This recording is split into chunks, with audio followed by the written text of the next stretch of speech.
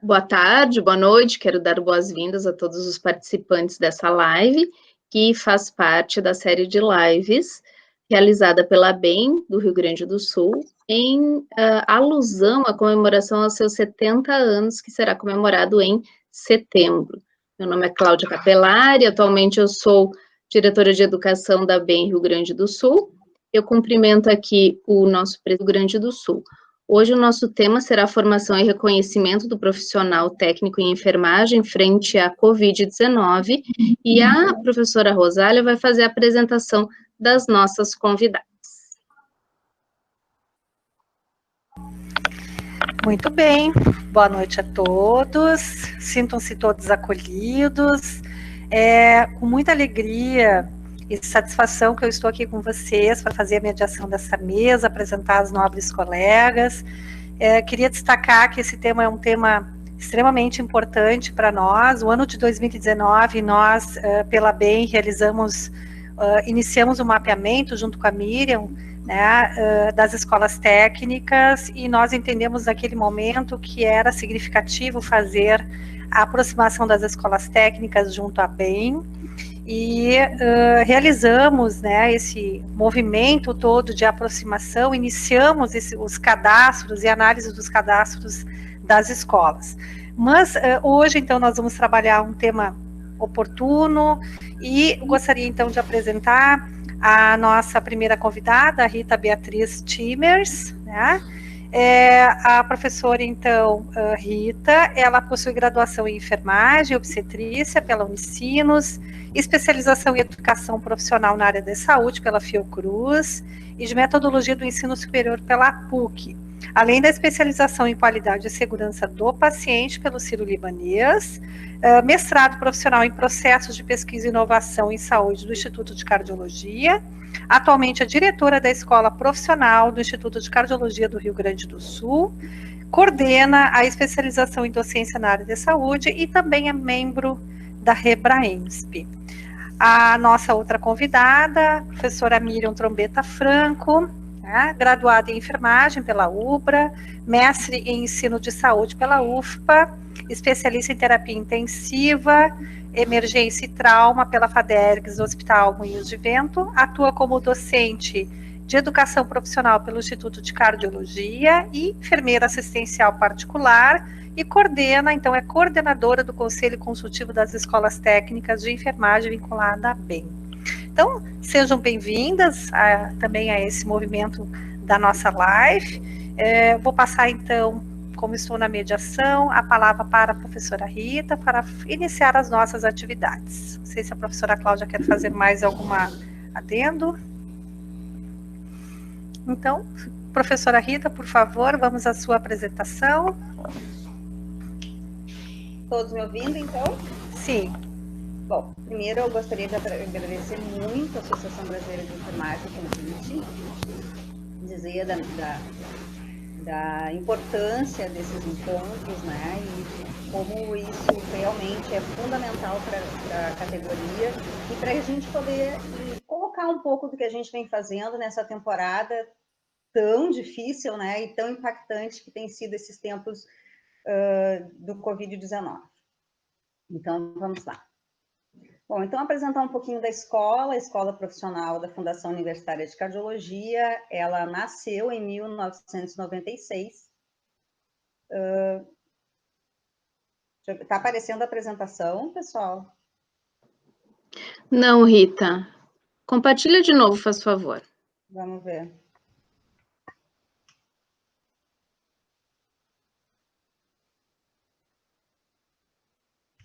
Tá só ali, uma janela. Vamos ver.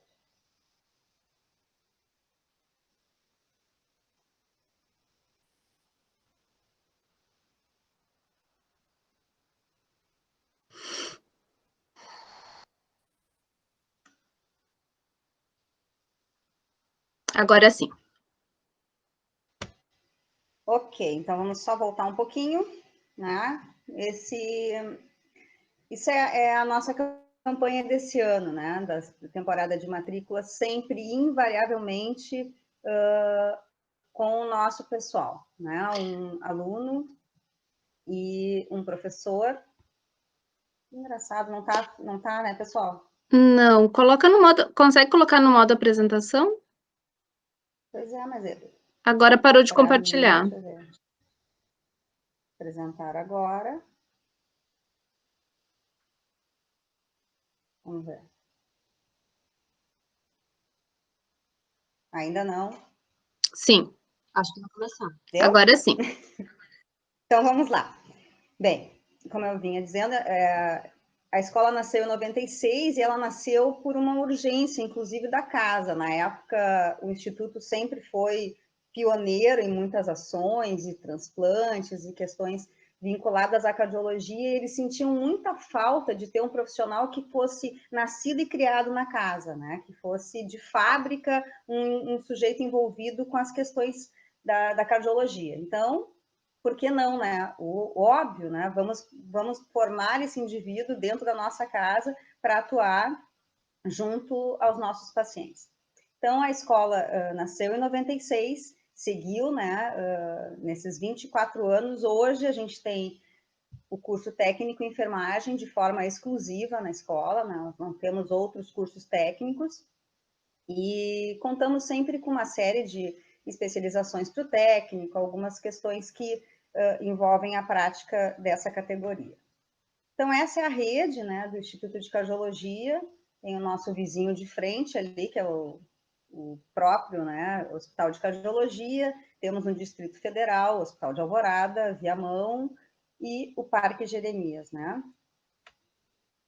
O nosso curso ele é organizado em 4 módulos e aí vem essa parte que é bastante diferente, né, que é um destaque nosso. Os estágios eles acontecem a partir do 2º módulo. Isso é muito importante. Isso faz com que o nosso egresso ele realmente apresente uma diferença no sentido de estar mais envolvido com mais propriedade, né? E principalmente porque a gente tem um estágio final de 200 horas, onde ele, inclusive, esse aluno, ele pensa, não posso dizer que ele escolha, mas, na verdade, ele coloca a possibilidade de fazer em determinada área que ele já foi reconhecendo como algo importante, né, e que tem a relação com o seu eu na sua trajetória durante o curso. A escola ela tem muito clara essa questão de trabalhar nessas campanhas, né? A gente tem uma atividade bem forte nessa linha. A gente entende que a nossa parceria com as instituições de saúde são muito importantes, assim como a gente tem um compromisso com a comunidade, né? A gente precisa fazer com que o aluno entenda que fazer ação de saúde é muito mais do que ele aprender a fazer uma medicação ou fazer um curativo, né? Que ele tem realmente que estar junto à comunidade. E por isso as nossas ações, a gente se envolve sempre em questões que são importantes e emblemáticas na saúde do Rio Grande do Sul, né? O Novembro Roxo da Prematuridade, um brechó de auxílio às famílias de imigrantes, assim como a gente pensa que lá onde se come churrasco ali, como é a primeira foto, no acampamento Farroupilha, é um bom momento de ver se está tudo em dia com o coração. E, de repente, a gente se vê dessa maneira, né? Todo o mundo tendo que lidar com esse Covid-19, com essa questão muito emblemática e que uma das coisas que eu entendo que são realmente muito difíceis para quem trabalha com ensino e saúde, que necessita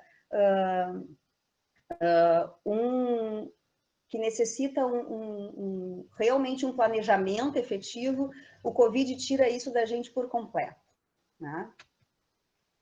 Mas o nosso produto que a gente oferece para a população, assim como fala o Antônio Guterres, né, da ONU, secretário da ONU, a educação é a chave para o desenvolvimento pessoal e futuro da sociedade. Desbloqueia oportunidades e reduz desigualdades. E é o alicerce da sociedade informada, né? Impulsiona o desenvolvimento sustentável. A gente, na escola profissional, a gente acredita nisso, e por isso que, em meio a toda essa questão, em todo esse tormento do Covid-19, a gente não saiu do nosso foco, que é realmente entender que a educação é a chave. E esse é o nosso alicerce, porque efetivamente a gente acredita que desbloqueia e oferece oportunidade, realmente vai reduzir a desigualdade. E para a gente poder começar a pensar nisso tudo, o primeiro, né, o primeiro documento que deu largada para toda essa questão de organização é o parecer do Conselho Estadual de Educação, né, o 01 de 2020, que trabalha, que trouxe a suspensão das aulas, né, e garantir, então, com isso, né, a educação e a proteção à vida, e planejar todas essas organizações fora da escola, né, assim como o nosso compromisso, né, como agente de divulgação dos cuidados específicos para a população interna e externa em relação ao Covid. E logo na sequência, né, nos demos ali recebemos então o contato com o parecer 02 de 2020, né, que vai trazer o quê? A exigência da gente ter um plano de ação pedagógica e que se debruça, né, com algumas questões bastante importantes e peculiares à educação profissional. E como é que a gente se viu, então, nesse plano de ação pedagógica? Fazendo esse movimento, né? Equilibrando todas as questões que envolvem a família dos nossos alunos, porque hoje o ensino técnico, ele é bastante diferente lá do tempo que eu comecei, a Priscas Eras. Ele realmente, no turno da manhã, é um estudante mais jovem, né? A gente teve que lidar, então, com essas questões do aluno, da família, com sérias restrições orçamentárias, né? É importante a gente colocar isso. A instituição se via no momento que ela tinha que dar conta dos insumos para a linha de frente. Então, toda e qualquer questão que fosse demandar investimento para a escola profissional, isso foi uma coisa que realmente a gente não teve como levar isso adiante, né? Então, a gente teve que pensar justamente funcionar exatamente como essa figura, né? A gente teve que equilibrar. Para quê? Para a gente poder dar continuidade à vida escolar, não ter quebra de vínculo algum, seja afetivo, vínculo do estudante, profissional e assim por diante. A gente teve que manter vínculos de um modo geral. E a gente pensava muito nessa questão, que eu acho que todo e qualquer curso da saúde que tem um currículo com muita demanda de conteúdo, e a gente tem esse compromisso com o conteúdo, muito embora a gente entenda que o nosso objetivo efetivamente é o aprendizado, nós não queríamos atraso no cronograma, porque certamente a gente teria uma quantidade de alunos absolutamente insatisfeitos, né? E a gente tinha uma coisa que era o nosso compromisso, que é aquele que a gente acredita, que é o alicerce da educação, que a gente não pode fazer com que esses conhecimentos, né, não se concretizem como conhecimento e se tornem somente informações. E que a gente pudesse efetivamente avançar sem sequelas, que aqueles conhecimentos, que aquelas questões essenciais para o técnico em enfermagem não tivessem nenhum dano, que ele não fosse dar continuidade à sua trajetória estudantil com sequelas de conhecimento. E, por fim, organizar a participação da comunidade escolar. Como é que a gente ia poder montar? Esse plano de ação pedagógica não poderia ser um plano de ação resolvido ali pela direção ou equipe diretiva. Ele tinha que ter participação efetiva da comunidade escolar, para que esse plano de ação fosse efetivo. Então, a gente ficou pensando e chegou a se organizar nesse plano de ação pedagógica, levando em consideração critérios de acompanhamento à participação discente durante o ensino remoto. Nós íamos ter que criar isso. Como é que a gente vai fazer? Ah, mas daí o aluno está na sua casa, com o cachorro, né, com o filho, enfim, como é que a gente vai fazer esse acompanhamento de participação? A gente vai usar o critério da chamada, como a gente tem na aula presencial, como é que a gente vai fazer? Então, durante todo esse processo de plano de ação pedagógica, uma coisa que veio muito forte, tanto para a equipe diretiva como para todo o nosso corpo docente, é a inteligência emocional. O indivíduo não tem mais, assim, um padrão de funcionamento só no seu eu. Ele precisa ter um funcionamento completamente empático. Ele tem que entender as condições desse estudante, ele está fora da sala de aula, né? E que, em estando fora da sala de aula, num momento onde ele tem, exatamente como toda a população, ele tem medo, ele tem receio do desconhecido, ele tem receio dessa doença que é de uma contaminação absurda. E assim como a gente precisava dar conta nesse plano de ação pedagógica, de um acompanhamento do processo de desenvolvimento de aprendizagem. E para que isso pudesse realmente ser efetivo, a gente teve que pensar continuamente uma avaliação diagnóstica. E essa avaliação diagnóstica, além de ser um compromisso, que a gente tem que dar conta por conta de documentos, né, tanto do Conselho Nacional de Educação como do Conselho Estadual de Educação, a gente precisa ter um documento de registro dessa avaliação diagnóstica. Também era importante que a gente tivesse essa avaliação diagnóstica para o nosso funcionamento, para que a gente tivesse conhecimento daquilo que a gente estava trabalhando com o aluno, num formato absolutamente diferente e de forma abrupta, estava surtindo um efeito positivo. E para que a gente pudesse, no momento futuro, ter um plano de intervenção pedagógica. E com isso, minimizar defasagens e evitar o abandono escolar, muito embora nós tivemos muitos cancelamentos.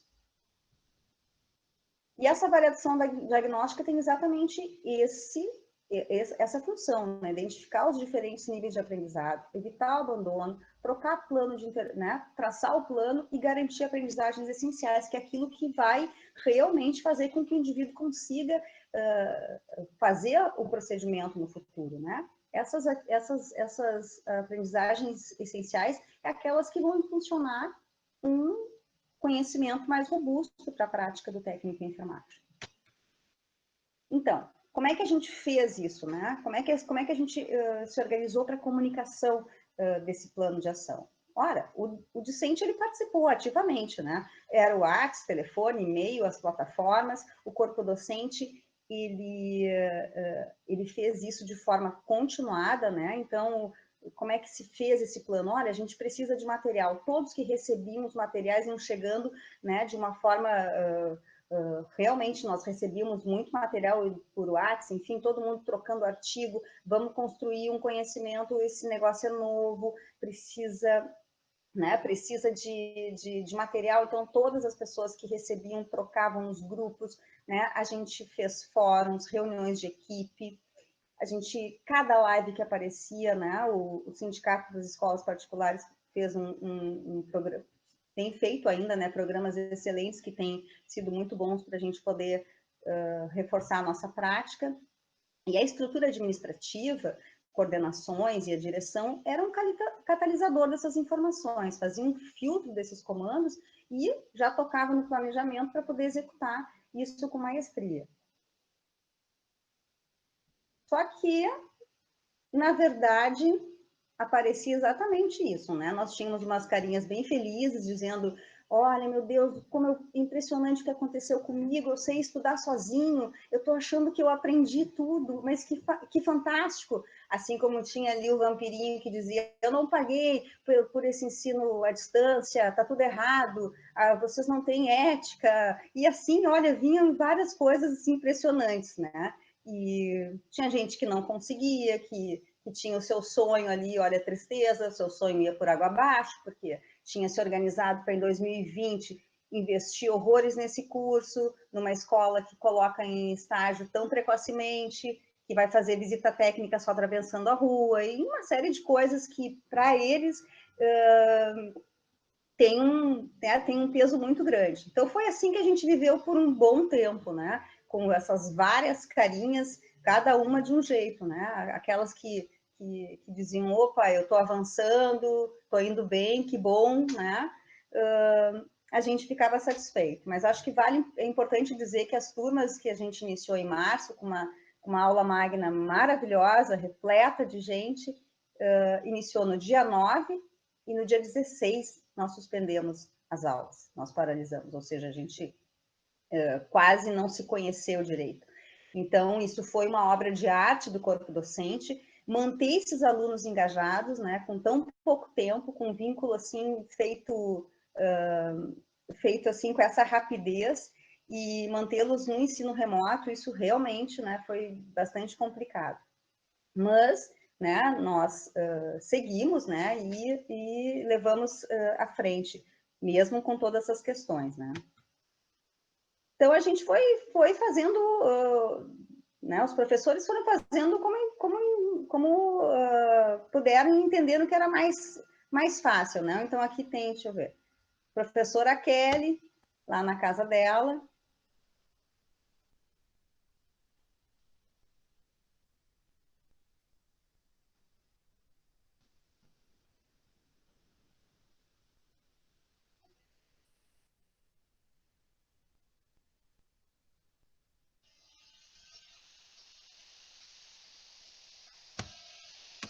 E assim, né, a gente também tinha aqui, esse aqui é uma apresentação de seminário, de uma turma nova, né? A gente tem aí um quórum bem importante. E fomos fazendo, né? Aqui, essa aqui foi de sexta-feira de noite, né? Uma revisão de saúde mental. Então, a gente segue, né? Segue nesse ensino remoto, segue puxando por eles, né? E eles apropriaram, né? Esses conhecimentos, a gente tem um retorno importante.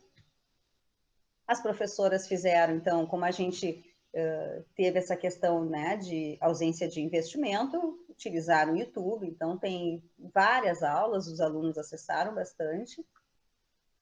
Mas é importante a gente dizer, né, que muitas dessas pessoas, né, daquelas carinhas tristes, felizes, contentes, satisfeitas, nós tivemos muitas questões que são pertinentes, né, ao ensino técnico. Muitos dos nossos alunos, eles não tinham a mesma condição de acesso, né? Nós vamos ter que administrar isso ainda, né? Porque alguns conseguiram avançar por conta das suas condições pessoais e tantos outros não conseguiram, né?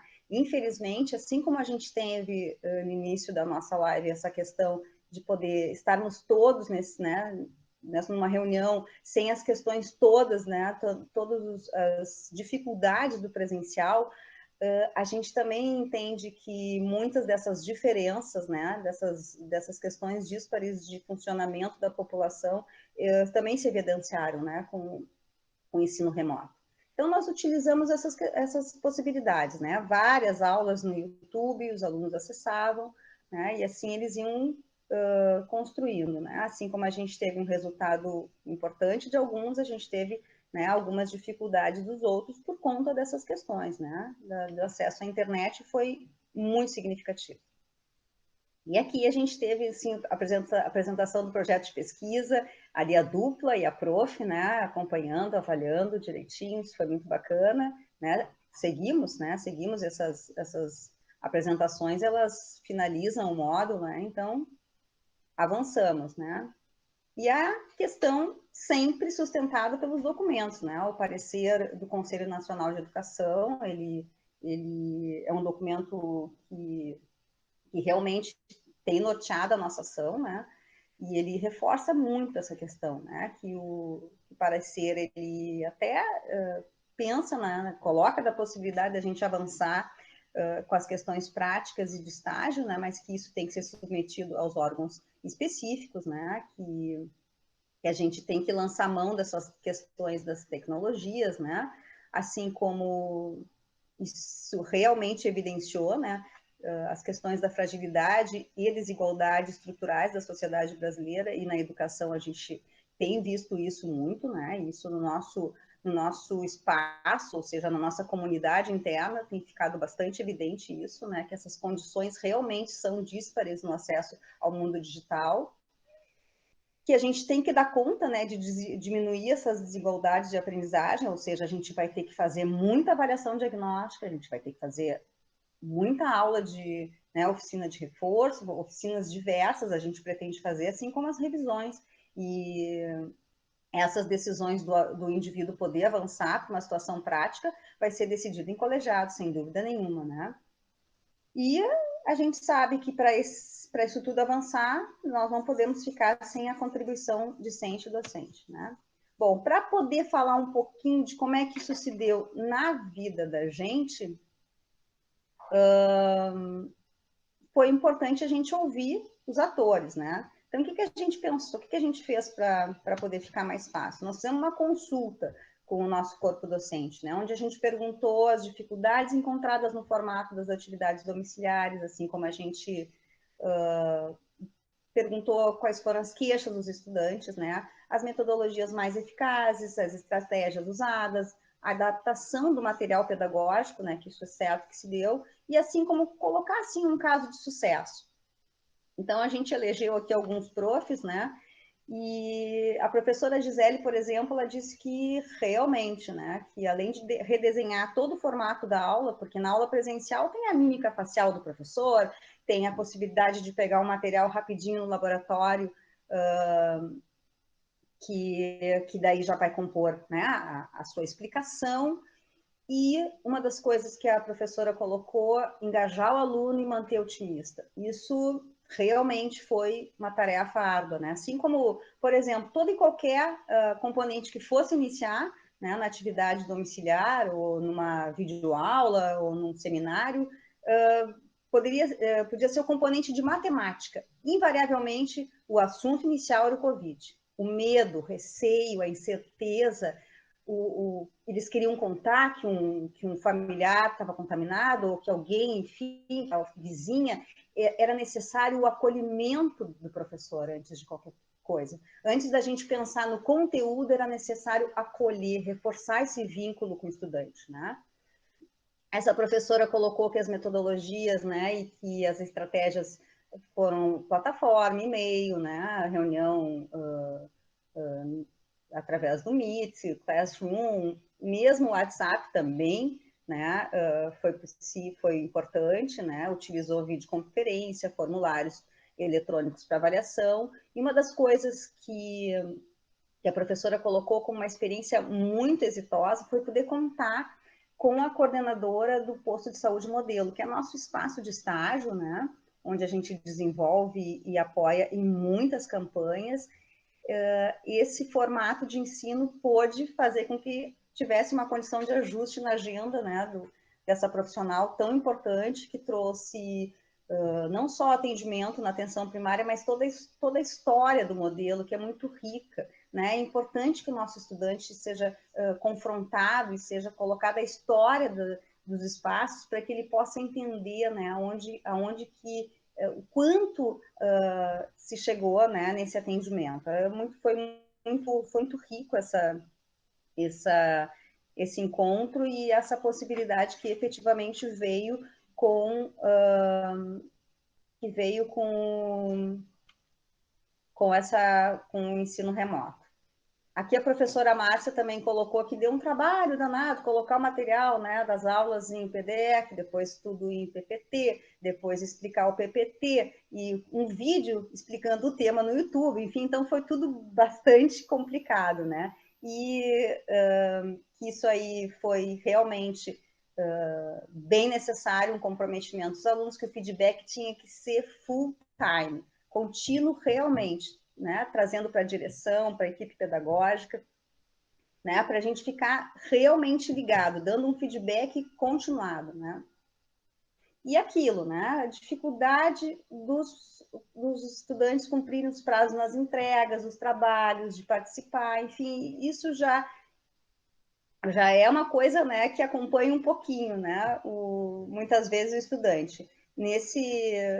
Nessa temporada, a entrega e o cuidado com os prazos foi bem difícil.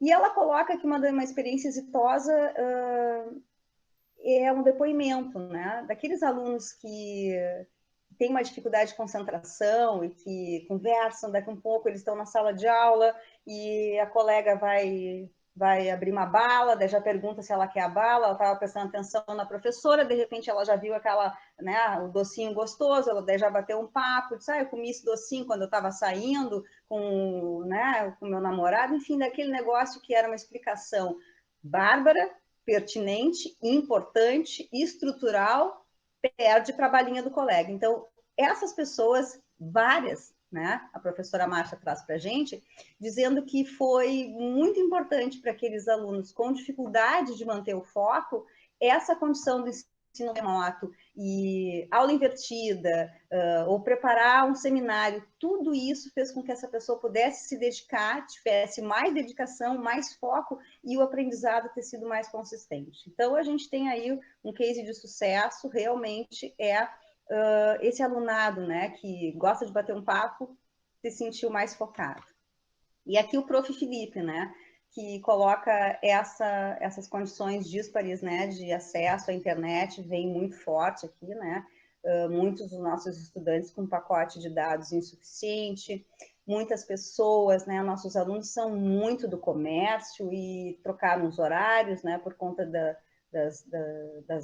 dos espaços não estarem funcionando no horário padrão, então tiveram que trocar o horário, né, estudavam conosco num turno, de repente o patrão troca o turno e infelizmente, né, o estudo tem que ficar para depois, né?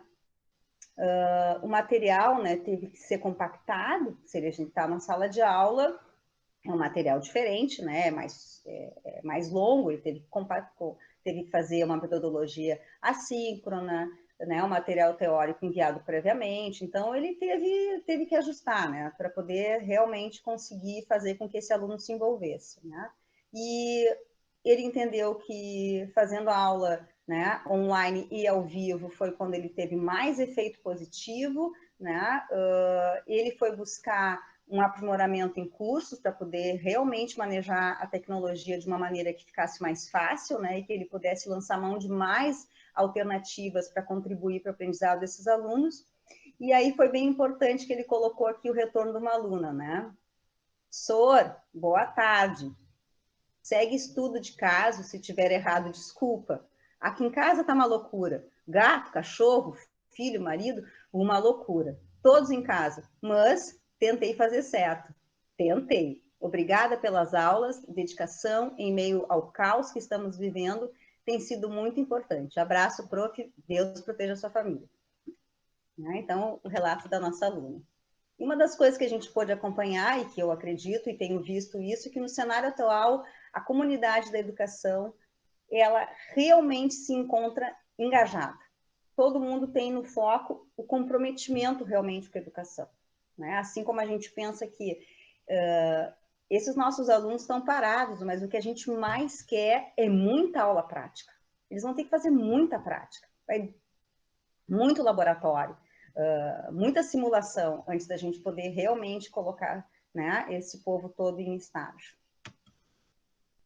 E, né, a gente sabe que realmente nós tivemos aí esse proveito do ensino remoto, né? Hoje não tem condição, a gente precisa ter essa atualização, né, com essas ferramentas e as plataformas digitais. As aprendizagens ativas, elas estão casadas com esse conflito Covid, né? É Covid e metodologia ativa, no meu entendimento, né? Senão a gente não vai conseguir trazer esse aluno para perto da gente, né?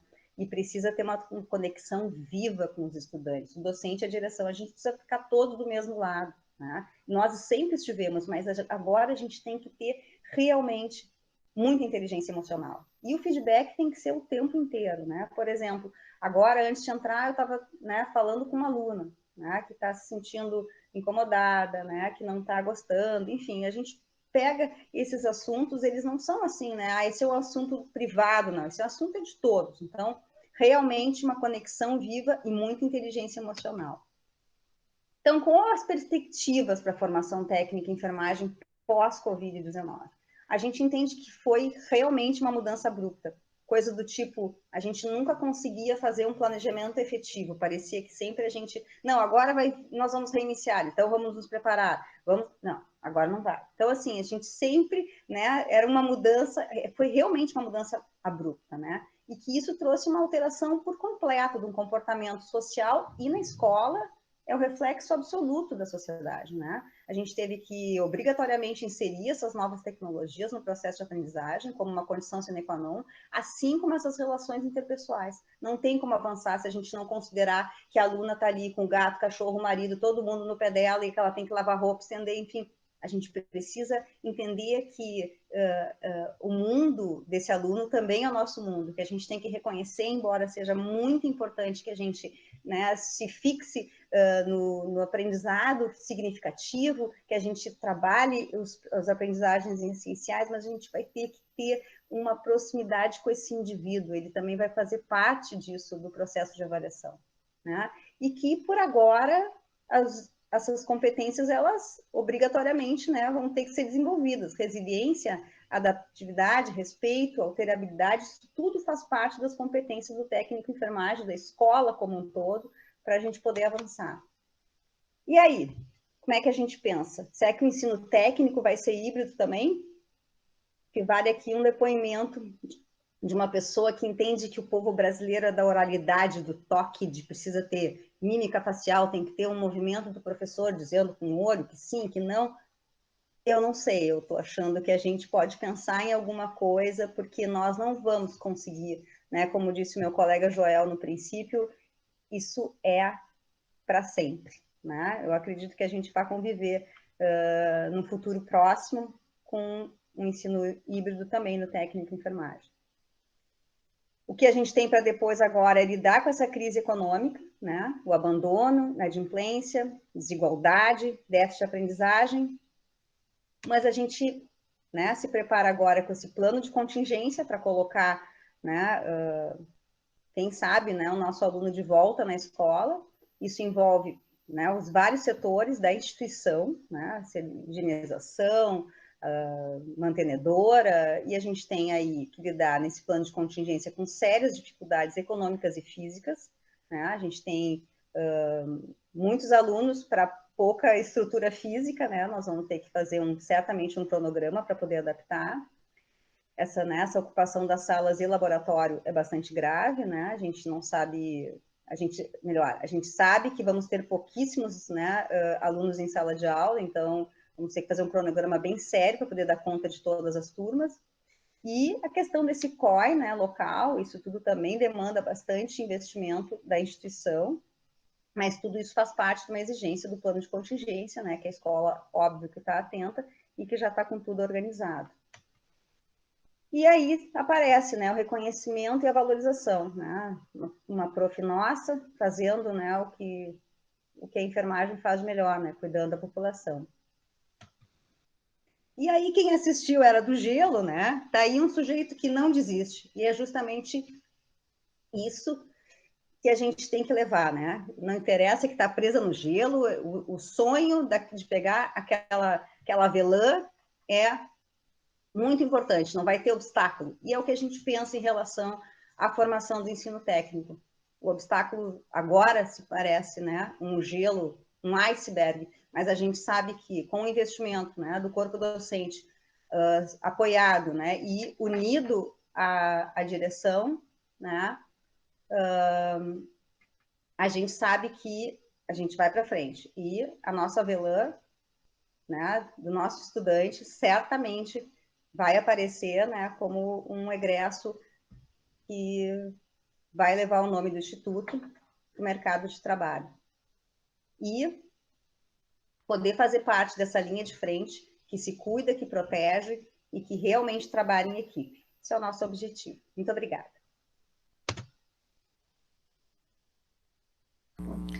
Muito bem. Vamos passar, então, os comentários no final, né, das apresentações. Eu vou passar já a palavra para a professora Miriam Trombetta e deixamos as perguntas e os questionamentos para o final. Muito obrigada, professora Miriam.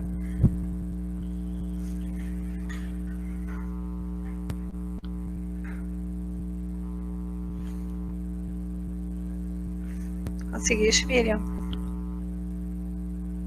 É teu microfone, Miriam. Tua imagem está aparecendo, é teu microfone.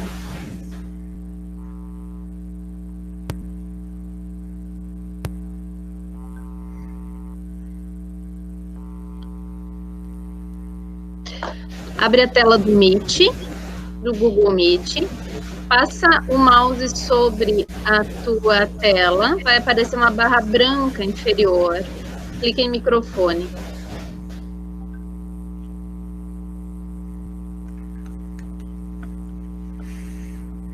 Continua fechado.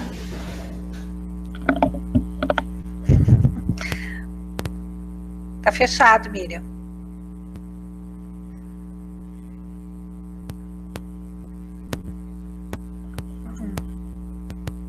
Aqui, agora acho que pode. Agora sim. Tá. Só vamos à apresentação. Isso aí. Deixa eu só. Pronto, vocês estão me vendo? Sim, tá tudo certo. Tá ok, então. Só um pouquinho, Miriam. Para pessoal, a apresentação da Miriam não está ficando no formato de tela grande, então é só a gente posicionar o nosso mouse em cima da apresentação dela, localizá-la, e tem uma espécie de alfinete, a gente clica em cima do alfinete e coloca ela fixa na tela, ela vai ficar fixada. Ok. Ok?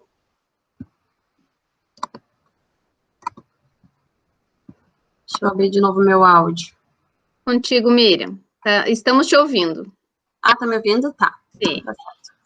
Bom, em primeiro lugar, quero dizer que é uma satisfação participar dessa série de lives, né, em comemoração ao aniversário dos 70 anos da ABEM, e estar aqui falando desse assunto que é muito importante e muito atual, que é a formação e o reconhecimento profissional do técnico de enfermagem nos tempos de Covid-2019, né?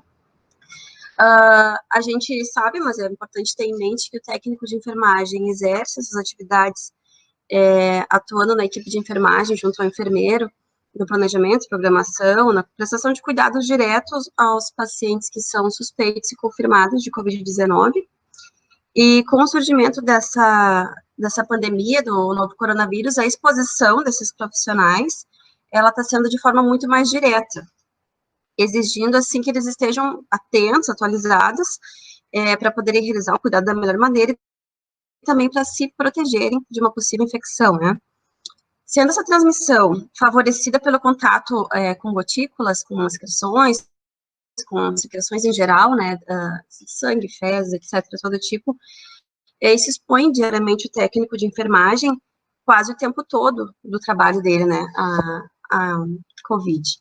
Então, diante desse cenário de emergência global, assim como todos os profissionais de saúde, o técnico de enfermagem precisa implementar medidas de biossegurança que são bem rigorosas, e muitas vezes essas medidas acabam resultando em lesões de pele nos profissionais, pelo uso prolongado de máscara, pela lavagem de mãos mais frequente ainda, toda uma proteção, álcool gel, óculos, e tudo isso propicia o surgimento de lesões por pressão e dermatites causadas por esses dispositivos médicos.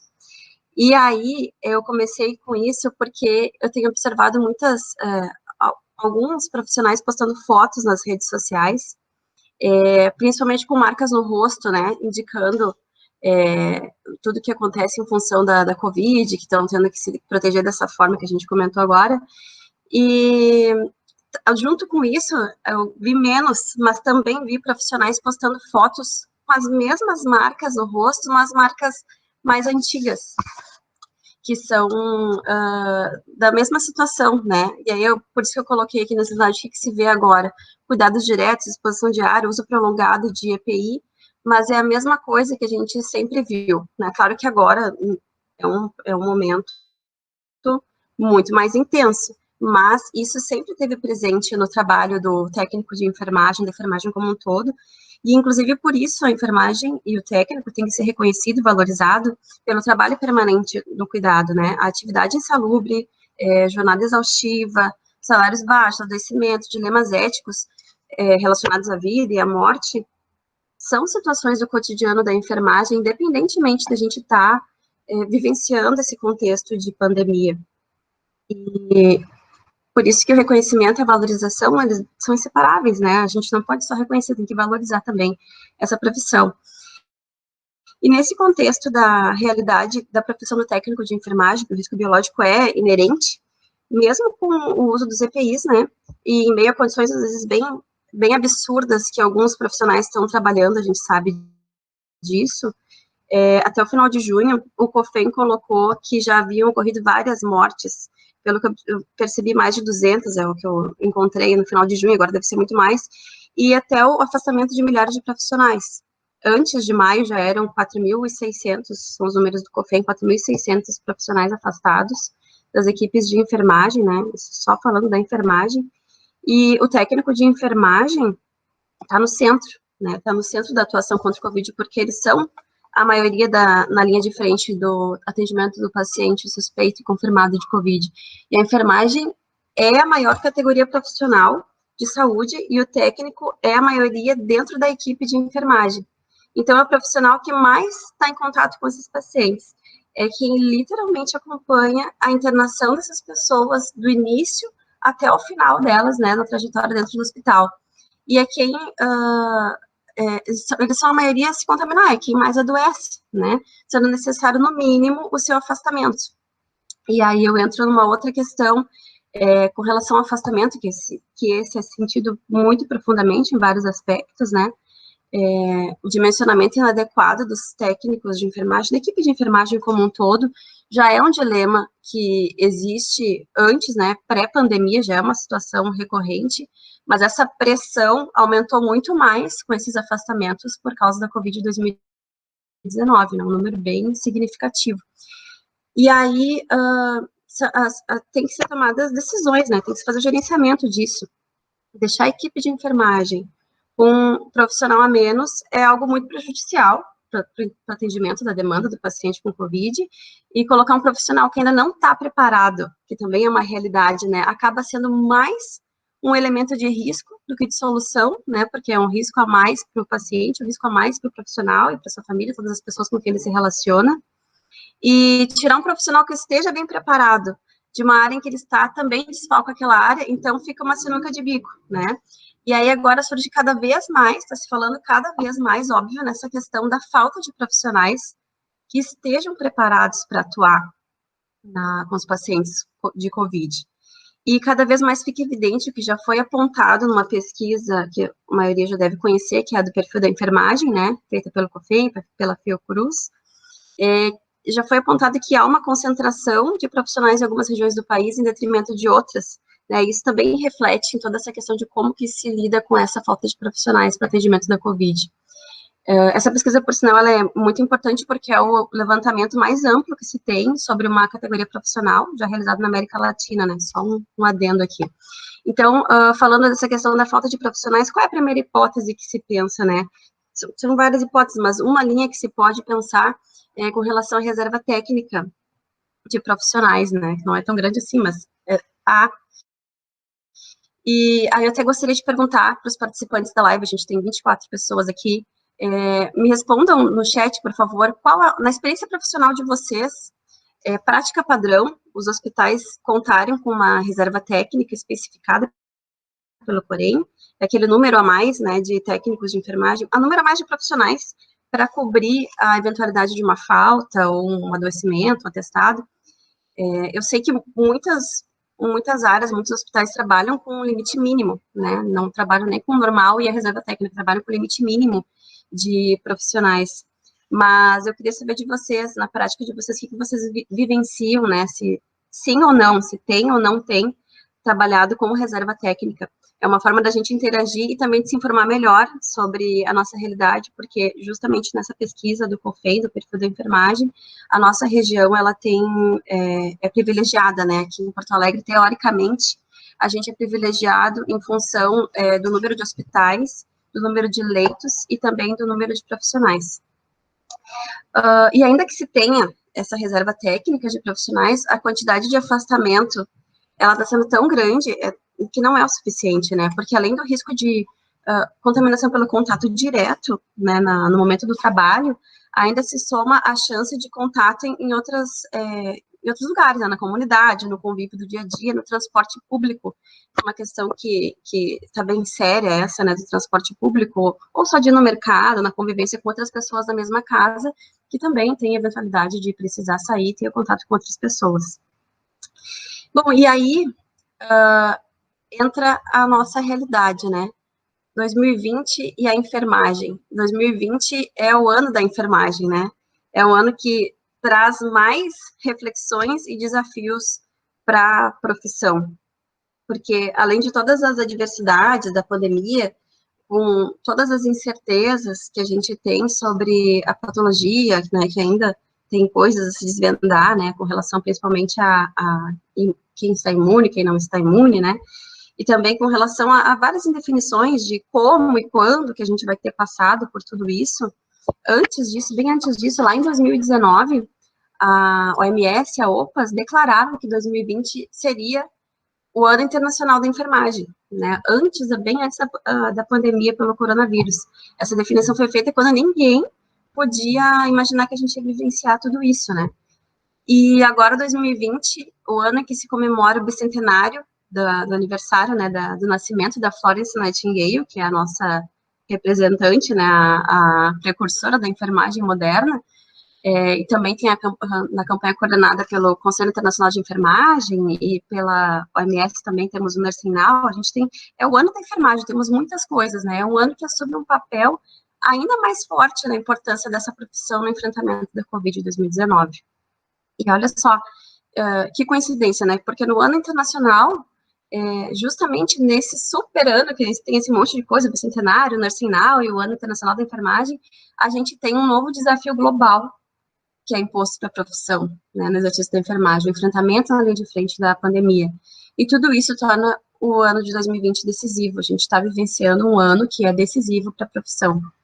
Eu estava hoje mesmo lendo um artigo da professora Morgana Fernandes e da Rita Carignato, com outras pessoas, que falava justamente sobre isso, que é uma ironia do destino, com essas palavras, uma ironia do destino fez com que essa pandemia surgisse no ano em que os profissionais são celebrados no mundo todo. Tamanho da visibilidade disso, né? E a enfermagem tem um importante papel no combate da Covid. A equipe de enfermagem se tornou protagonista desse enfrentamento, né? Por todas as características do nosso trabalho. E esse protagonismo se deve pela atuação, não podemos deixar de falar, corajosa, efetiva e ininterrupta dentro dos hospitais, né? Isso do ininterrupto é uma palavra que nos define bastante e que resultou numa comoção geral da sociedade, né? E considerando muito ainda, a gente tem que dizer que a maioria dos técnicos de trabalho, de enfermagem que trabalham agora na Covid, são incansáveis, né? E trabalham com uma baixa valorização salarial, que é uma questão muito importante, muito premente na profissão, e também com sobrecarga de trabalho. A gente sabe com jornadas duplas, em função de não ter uma regulamentação mais adequada para a profissão. E aí o mundo virou de cabeça para baixo, e, consequentemente, a enfermagem, que é a maior força de trabalho na área da saúde, aparece em destaque, né? E tem seus profissionais chamados de heróis. E também já foi dito por aí, eu não sei, não lembro quem disse isso que eu vou falar agora, mas é que a gente vê muitas lives, né, mas não é meu, alguém disse que não são heróis, que os profissionais de enfermagem não são heróis. Eu achei bem interessante isso, não são heróis, são humanos. E nós precisamos que todo esse reconhecimento seja revertido em benefícios para a profissão. Muitas homenagens são feitas, né, a gente tem os aplausos nas janelas, que foram feitos no mundo todo, viraram notícia no mundo todo, teve no Brasil também.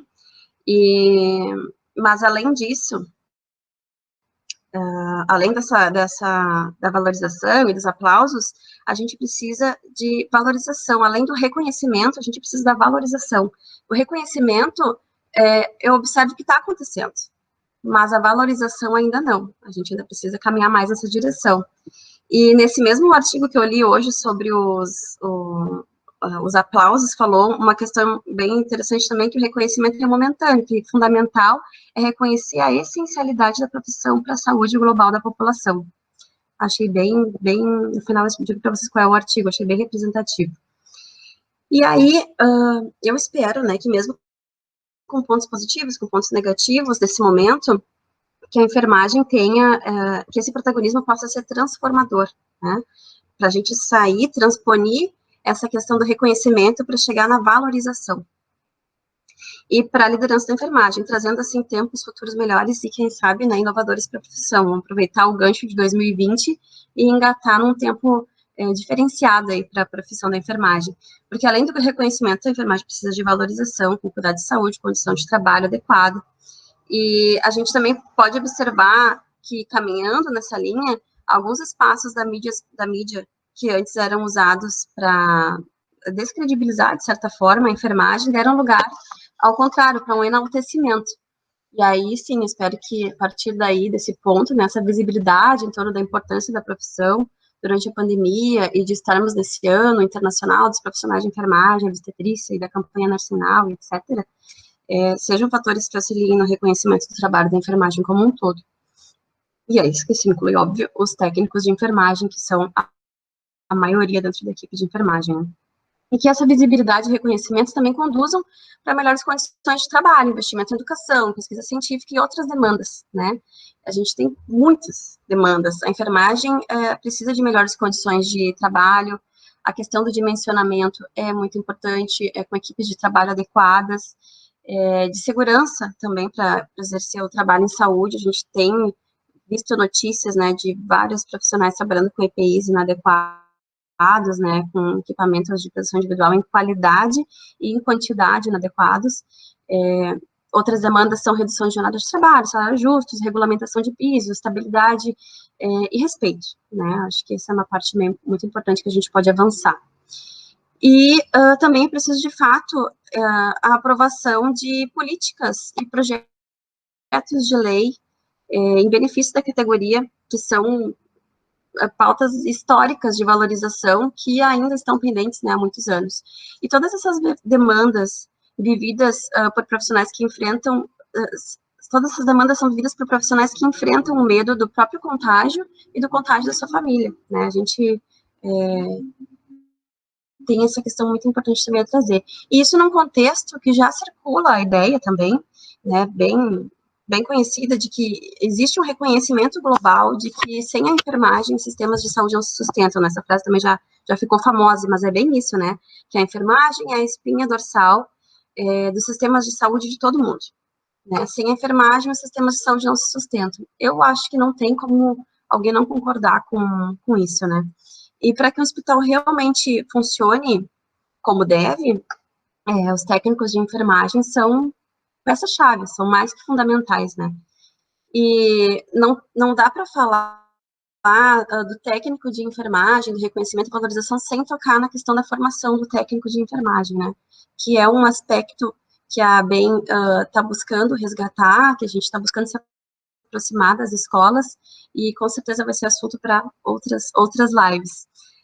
Mas falando, então, da formação, falando do retorno às aulas no ensino técnico de enfermagem no Rio Grande do Sul, o primeiro que tem que ser dito, muita coisa a Rita já trouxe, né, muito bem explanado, mas para se falar, assim, primeiramente a gente tem que falar que tem escolas com situações diferentes, né, a gente viu na explicação da Rita a situação do Instituto de Cardiologia de Porto Alegre, que é uma escola grande, uma escola referência, uma escola muito boa, mas a gente tem muitas escolas no estado, a gente tem mais de 100 escolas no estado do Rio Grande do Sul,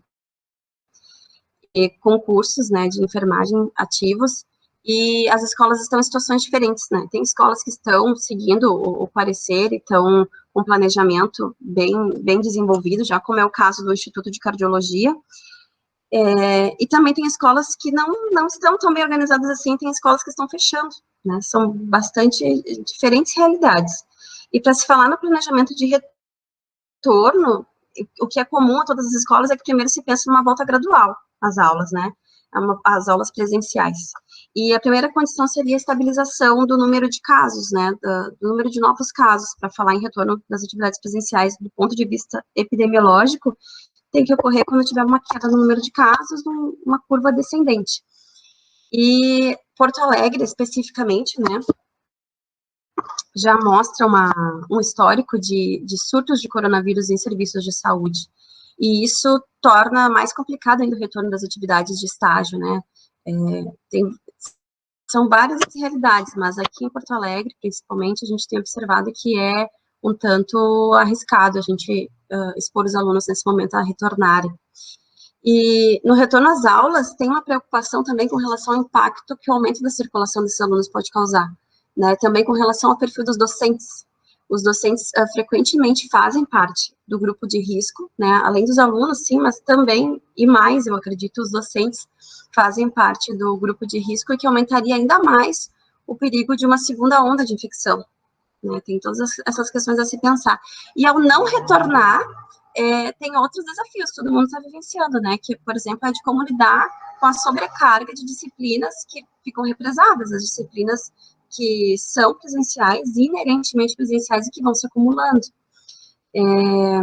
Ainda mais porque na área da saúde, especificamente, a gente tem muitas dessas disciplinas, tem que ter dessas disciplinas, né, para uma grande proporção de aulas práticas.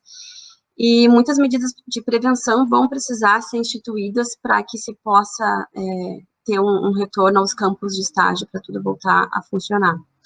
As soluções, está tudo sendo discutido, né, mas está se enxergando que as soluções vão incluir um retorno gradual, provavelmente escalonado, flexível, mediante as necessidades e as possibilidades que se apresentarem. Vai ser uma oportunidade também de repensar o processo de construção do conhecimento. Eu acho que esse é o chamado poder de uma crise para o lado positivo, aproveitando as possibilidades que são valiosas criadas por uma crise para repensar questões como conteúdos, por exemplo, como presença física, como carga horária, avaliação, vida real, saúde mental. A crise pode servir para dar luz a todos esses aspectos que fazem parte da formação. No momento, pensando na solução e no desafio que a inclusão digital representa, eu considero que seja, como a Rita trouxe, né, bastante essa questão do desafio da inclusão digital. Alguns alunos conseguem ir lá adiante, já estão achando tudo ótimo, e tem outros que estão lá atrás. É um grande desafio essa inclusão, e eu considero que seja benefício as instituições levantarem um diagnóstico, fazerem como o Instituto de Cardiologia fez. Eu até não sabia, né, fiquei sabendo com vocês agora como é que eles fizeram esse plano, mas eu acho que é importante esse levantamento, diagnóstico, uma consulta com a microcomunidade acadêmica da escola durante esse período de isolamento social, para entender se os estudantes têm acesso a um computador, à internet, como é que é a qualidade dessa conexão, né, que tipo de dispositivo eles estão usando, se eles estão sentados na frente do computador, ou se eles estão com um smartphone de entrada, né, que é bem diferente para eles conseguirem estudar. Com relação ao local de estudo, capacidade de conciliar os estudos com as atividades domésticas, filhos, né, a casa, entre outras coisas, que é bem aquilo que a Rita trouxe. A questão não é resolver tudo, né, mas é compreender como é que são essas condições, porque a partir da compreensão dessas condições da comunidade acadêmica, aí se consegue traçar um plano de atuação mais adequado àquela comunidade, né. Para muitas questões a gente sabe que não tem uma resposta pronta, uma resposta certa ainda. A gente sabe que nessa área a gente tem que pensar na saúde dos estudantes, dos professores e também da sociedade como um todo, né. No momento, muitas cabeças estão pensando, acho que muitas cabeças mesmo estão pensando nisso, né, como que a gente vai fazer isso, em como operacionalizar a volta às aulas presenciais, né, e quando que isso vai acontecer, quando é que será tão sonhado pós-pandemia. Isso vai ter que ser feito com amparo, óbvio, de dados técnicos e científicos para o retorno seguro das atividades, né. E quanto à atuação profissional dos técnicos de enfermagem, da enfermagem como um todo, a gente segue com compromisso com o cuidado das pessoas, independentemente da situação que se apresente, né, as escolas, o compromisso com a formação, e quem já está atuando, o compromisso com o cuidado das pessoas, e esse é o papel da profissão. E eu finalizo aqui para vocês com uma pergunta para vocês: o que vocês acham que um olhar, é uma pergunta retórica, o que vocês acham que o olhar é capaz de transmitir? Eu trouxe esses rostos aqui, para dizer para vocês que eu acho que também depende do que a gente aprende a falar com o olhar, né? Às vezes a gente tem o paciente que a gente dá uma forçada a mais com o sorriso para ele entender que está tendo um sorrisão ali embaixo da máscara, né? O técnico de enfermagem... Só um pouquinho.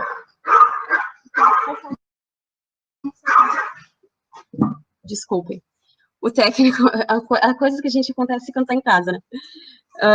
Olha, o que o olhar é capaz de transmitir, estava falando para vocês, né, também depende do que a gente aprende a falar com os olhos. O técnico de enfermagem, especificamente, ele precisa muito dessa habilidade, né, em um momento que a gente não pode, não pode promover o toque físico, o abraço, pegar na mão, falar pertinho do paciente, aquele cuidado que transmite tudo aquilo. Como é que a gente pode oferecer um cuidado humanizado? Tem várias formas para isso, né, mas faz falta, né, então boa parte desse trabalho se mostra no olhar, são olhos que falam de alegria, que falam de tristeza, que falam de serenidade, E aí, pensando nisso, eu resolvi mostrar para vocês um pouco desse trabalho, que está aqui, essa é só uma amostrinha, um trabalho de um fotógrafo pernambucano, que é o Thiago Santos.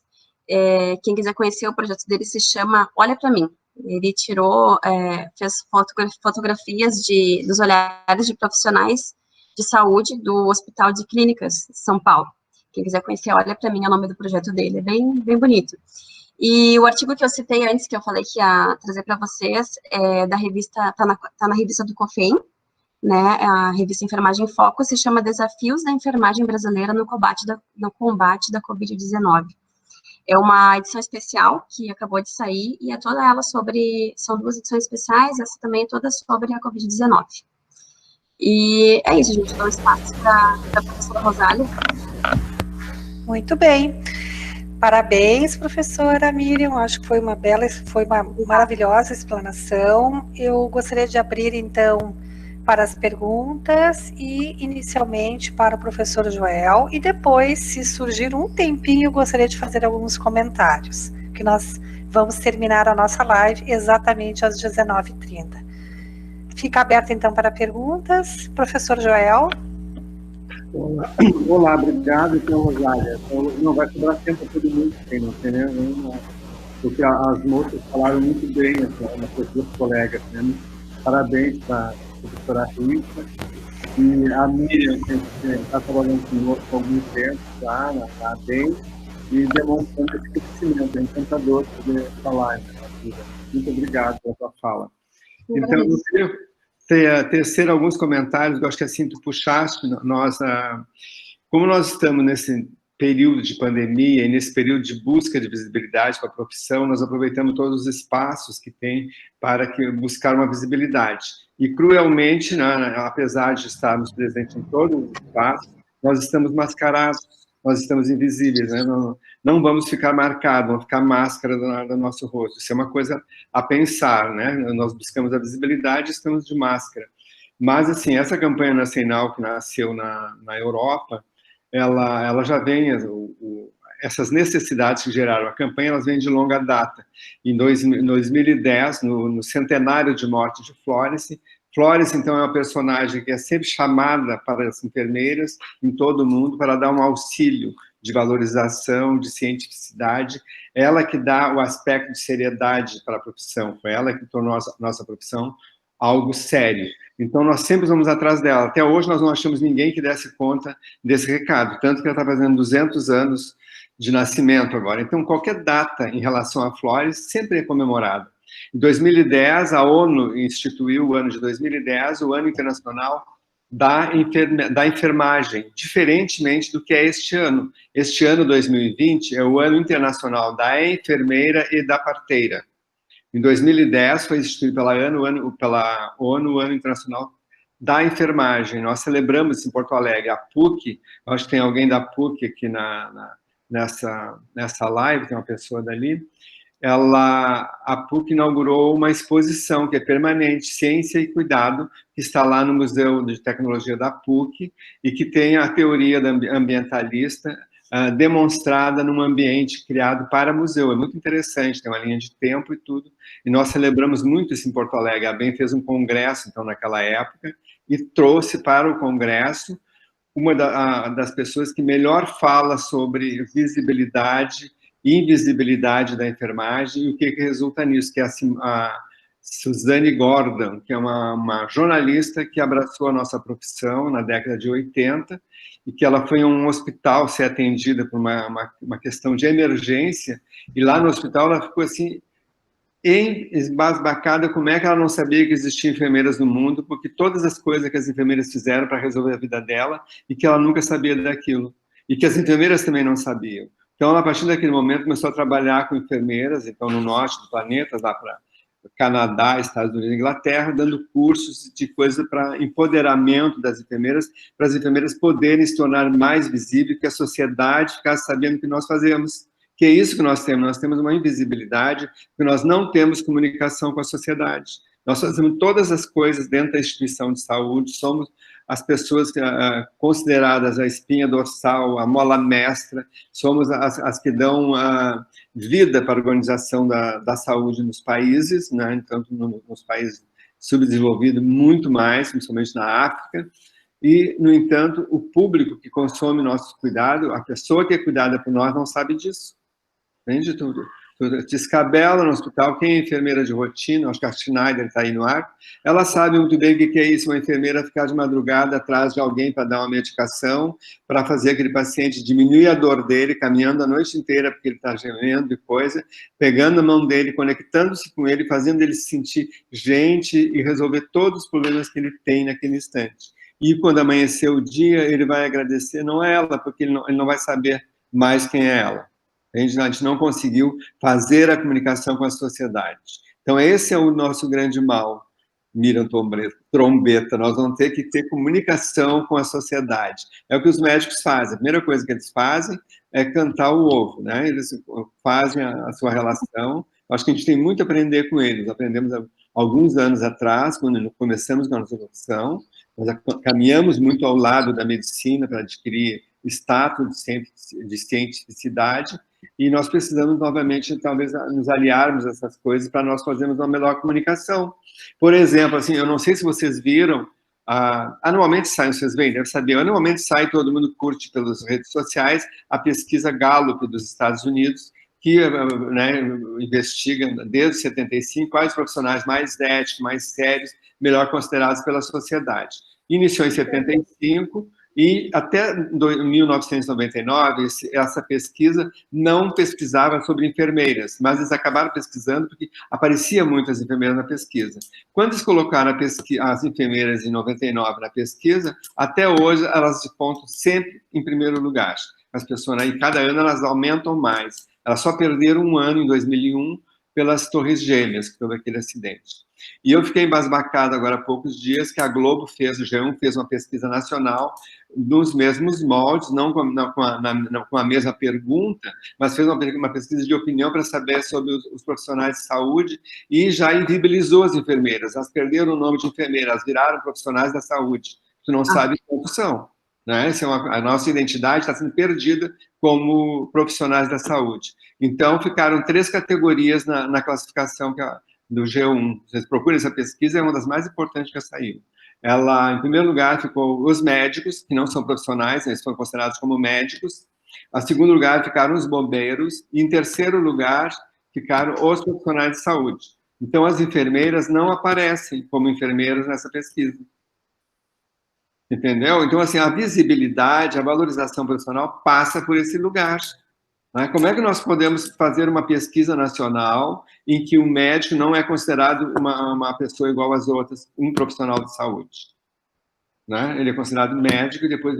Então, assim, não é brigando com os médicos e nada, mas os erros começam por esse tipo de negociação.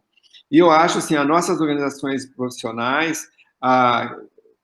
lutam muito, né? Tem um aspecto extremamente, altamente politizado da coisa, né? O partido, né? Independente se é vida política, de polis, de cidade, eles também têm a questão política de partido. Então, é muito partidarizada e muito levada para o lado do partido as questões da profissão. Mas as nossas organizações, elas têm se preocupado bastante com essas linhas de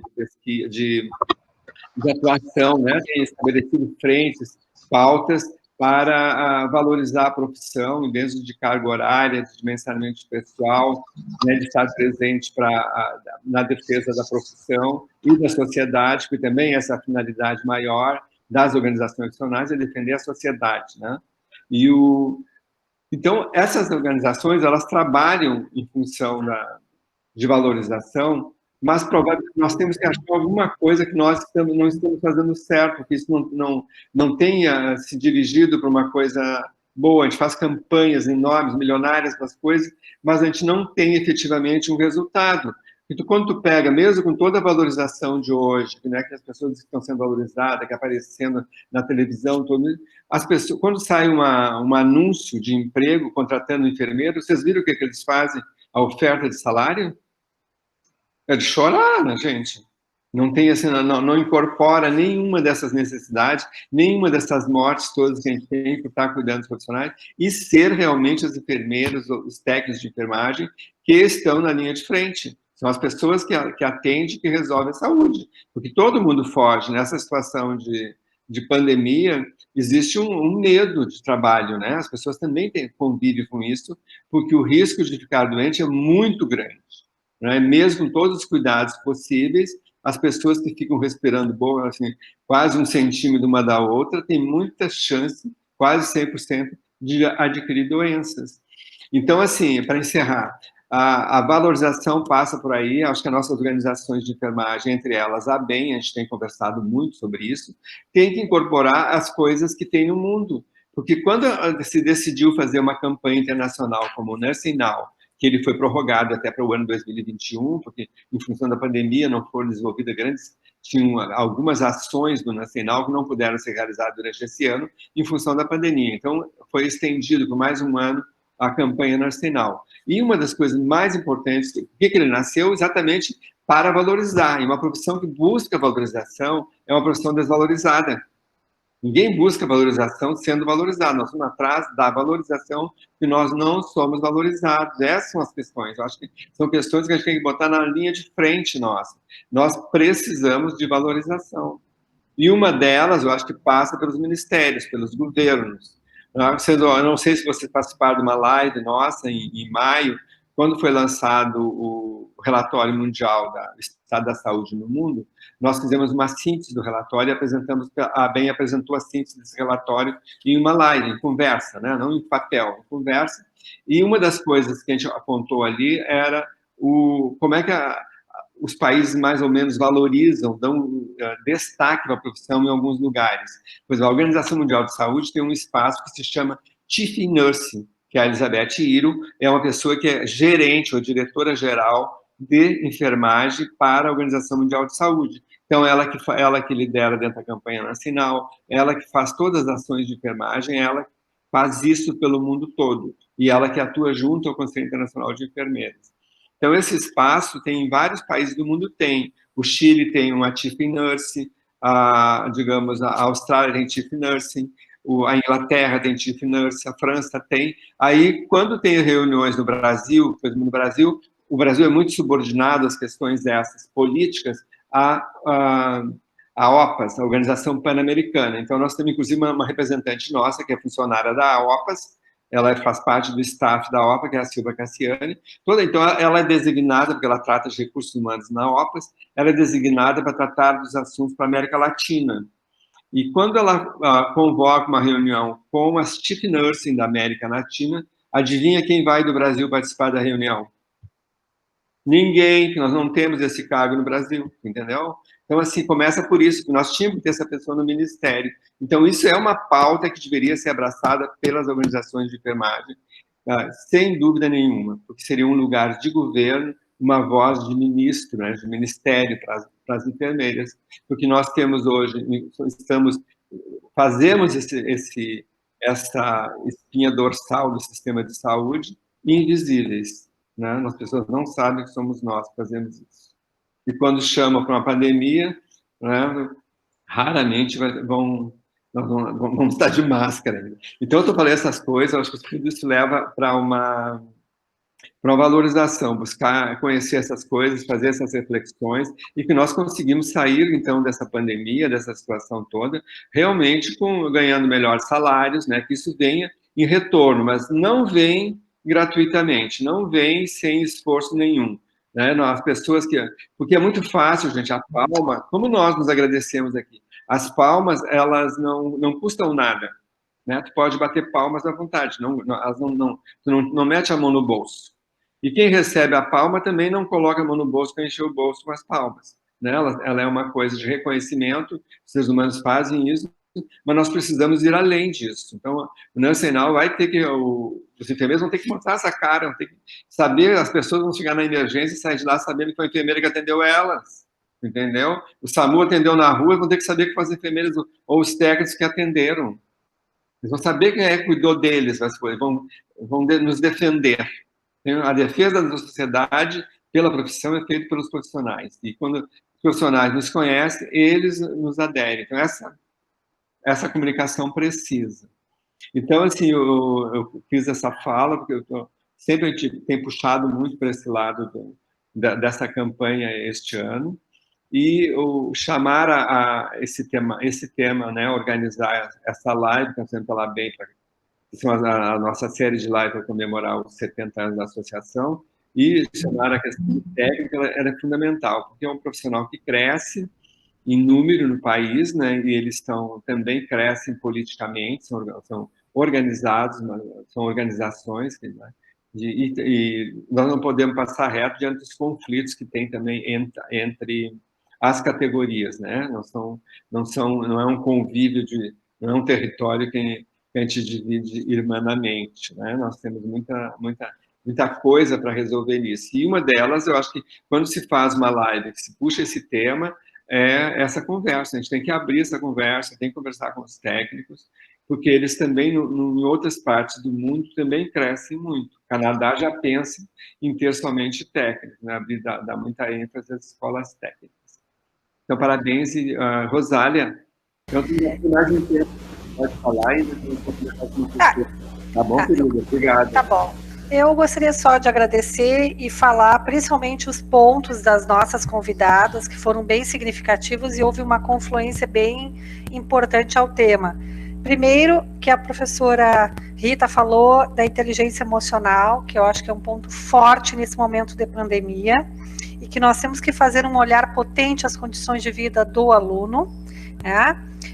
E também toda a adaptação do nosso material pedagógico, e eu acho que a apresentação que ela trouxe da percepção dos professores reflete muito isso, né, do envolvimento direto dos professores com seus alunos e vice-versa. Nós nos aproximamos, nós já éramos próximos, mas nós estamos mais próximos, eu diria, tá? E eu acho que realmente é um retorno gradativo, e nós não temos mais volta, só daqui para frente. Nós não vamos... Como vai ser esse estudo, se vai ser um ensino híbrido, possivelmente nós vamos tocar e vamos remodelar o nosso ensino, tá? Outro apontamento que a professora trouxe é a questão do professor, e aí eu acho que nós temos que fazer um olhar potente em relação à capacitação do professor. O número de professores certamente vai reduzir, porque nós temos uma redução de número de alunos, isso é uma realidade, né? Dura, mas é, né? A preocupação também que nós temos com relação aos profissionais recém-formados, né? Para a atuação nos cursos técnicos, tá? Então isso fica por uma próxima live, né, Joel? E a professora Miriam, que eu gostaria de reforçar, tem coisas importantes que ela trouxe em relação à segurança, principalmente esses profissionais que estão com lesões de pele, que estão, né, que característica é esta desse profissional, que perfil é esse desse profissional e como ele está se configurando nas redes sociais. Eu acho que isso é um ponto bem importante, né? E destacar a questão da problemática da reserva técnica, né, que a professora Miriam trouxe como um questionamento para os participantes, e também a questão do número de profissionais por afastamento. E aí eu gostaria de completar, para encerrar, os dados que a Rosângela Schneider trouxe, dos dados do Observatório do COFEM, que nós teríamos 341 óbitos e 33.111 casos reportados. Gente, é muita gente, né? Então a gente precisa também estar atento a esses dados, como a Rosângela Schneider trouxe. E também vamos pensar fortemente na nossa valorização, como o Joel abordou. Temos que nos valorizar, temos que nos posicionar e temos que estar adiante das melhores condições de trabalho para a enfermagem. Então, gostaria de encerrar, passar a palavra para a professora Cláudia, e nós vamos encerrar a nossa live, né, Joel? Não sei se tu queres fazer mais algum comentário. Eu vou encerrar a live porque a Cláudia saiu. Ah, tá bem. Cláudia, então tá. A nossa mestre cerimônia, ela controla, orienta as pessoas, ela não usa tecnologia, mas ela trabalha, né? Então ela não pode estar ficando até o final das lives. Então, muito obrigado a Miriam, muito obrigado à professora Rita. Foi ótima a discussão, ela colocou uma semente, um fermento, vai crescer esse problema para nós, então continuar trabalhando com isso, né? E semanalmente, às segundas-feiras, nós temos lives na BEM, e que são todas elas com temas atuais, instigantes, e sabendo que Dizem que tudo vai passar, mas mesmo que tudo não passe, tudo continua acontecendo, independente da pandemia. Então, é por isso que nós temos que continuar, né, olhando a ciência, olhando a história, nos amando e vendo que vai tudo continuar, tá bom? Muito obrigado, então, a todas e todas. Então, só todas nós temos aqui. Então tá, tchau.